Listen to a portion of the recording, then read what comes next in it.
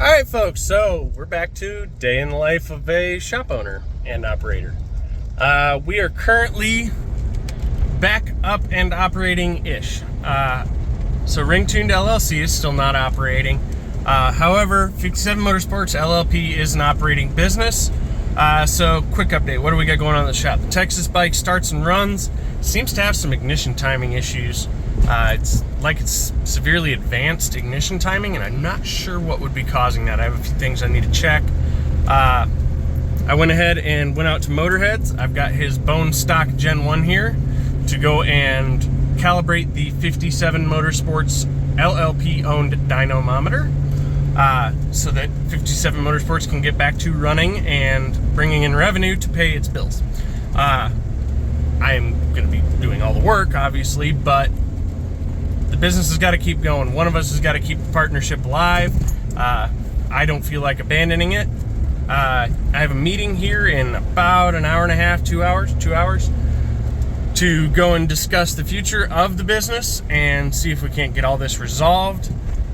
Still waiting on the ship for the sniffer, but if that meeting goes well, we might not need to wait for that. We might have the original back, which would be awesome. Now, once we're up and running, I got to jam through what's in the shop, needing tuned and turned quickly, and I'm going to do a dyno tuning special for street bikes to try and recoup some revenue that I've lost a lot of.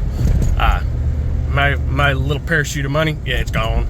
It's gone trying to fix this business and keep the bills paid without being able to operate. So we're headed back to the shop. We're going to go ahead and unload this, load it on the dyno, and let it chill. Tomorrow, Dennis will be over, and we're going to calibrate the dyno with it. It is a bone stock 2000 Hayabusa. On average, the 2000s make somewhere right around 150. A really happy 155 horsepower stock. If it's anywhere between like 146, 148, 152, somewhere in that range, I'm going to call the dyno close enough at that point to be able to tune what's there, because what's there isn't dead critical on numbers yet. And we'll work on getting another known bike down there, something I've already tuned on that dyno to get an exact number. I did not get Timo down here. I am sorry, Timo, if you're watching. I needed a day away because my head wasn't in grand places. It's still not in the grandest places on this business, but we'll move with it. For now, the plan is still to continue. But right now, we're back up and operating as 57 Motorsports LLP, licensed, taxes paid, everything square, all utilities paid. We're ready to rock. And oh, I got the deposit on the Colorado bike, so I can go ahead and order the parts for that. Later, guys. All right, folks, and I've been back like 20 minutes. I got way ahead of myself, but whatever.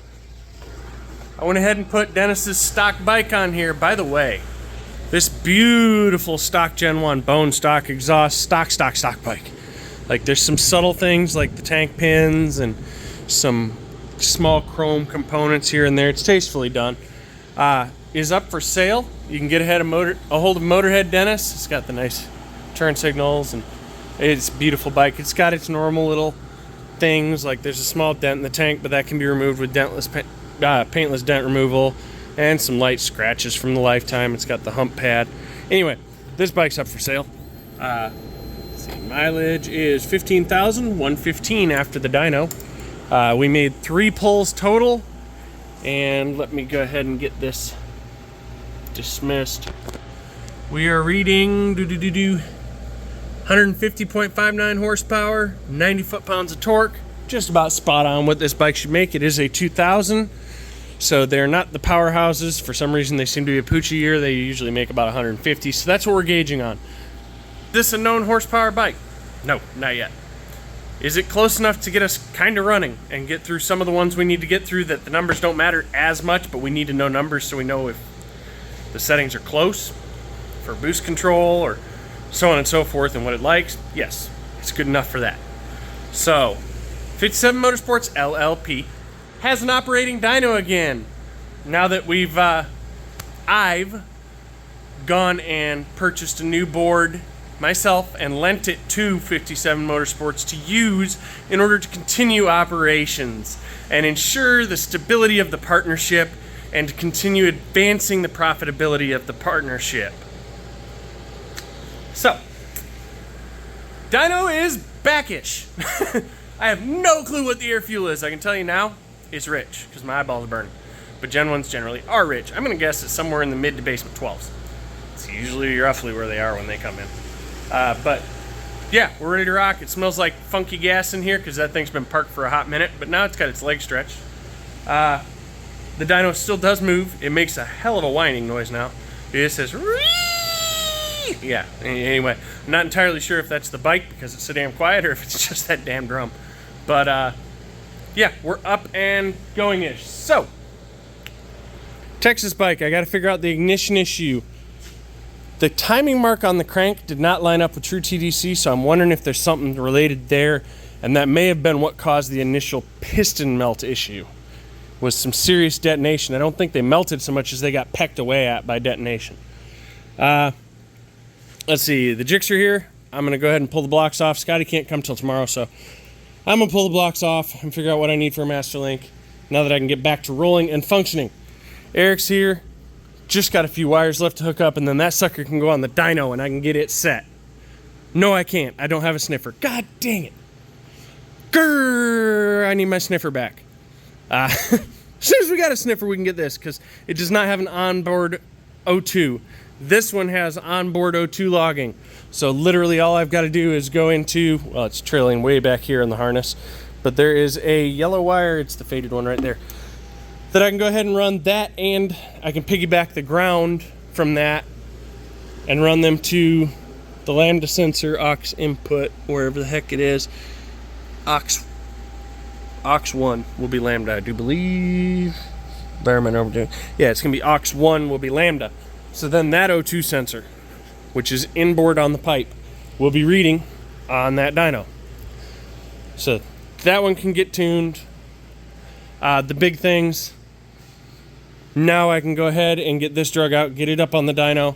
However, unfortunately, and I gotta call and explain this to him, I have to priority play everything in the order it came. Those who've waited longest get their shit done as soon as it can be done, right? So no one's waiting multiple years for something when someone else has only been waiting 6 months. That is a bad habit that a lot of these individuals are very familiar with. And unfortunately, that plays into account here.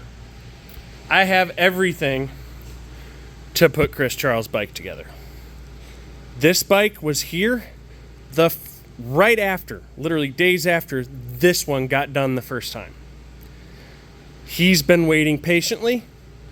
He is priority number 1 in the building over everything. Say everything, I mean literal everything. He's priority number 1 over me going out to eat.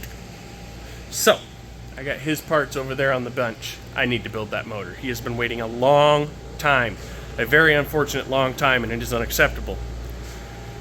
So, to do this right and be fair to everyone, he's priority 1 over everybody, and he can be tuned on the dyno.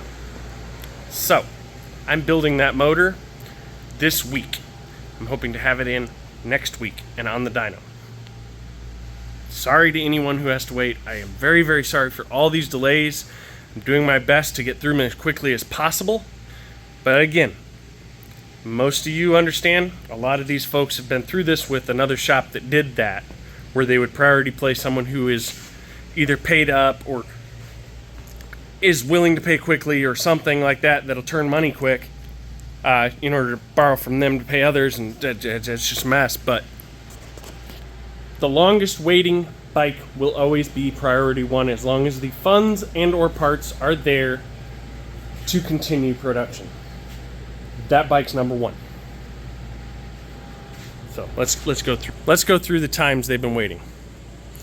1, 2, 3, 4, 5, 6. Ones in the building in order of the time they've been waiting. Now there's one other that would knock this one off for priority 1. But he's in financial issues right now, and I'm not going to freaking bother him because I completely understand all of it. So I am storing that bike as a courtesy, and when the funds are available, I'll get to it. But that one would knock that one. But that's the order of what's in here. Now I have a couple in storage that bump a couple of these down. Let me clarify, because I know someone's going to notice this. This bike jumped the priority train a little bit because I was unable to work on anything else but that bike. So that explains the priority train. It was number one when there was no other number one. So I'm going to go meet with an attorney, see if we can't get squared up and everything on the straight and narrow so we are operating the way we should be, legally within all guidelines, and see if we can't get this partnership over with and get Ring Tuned actually up and running as Ring Tuned. Later, guys.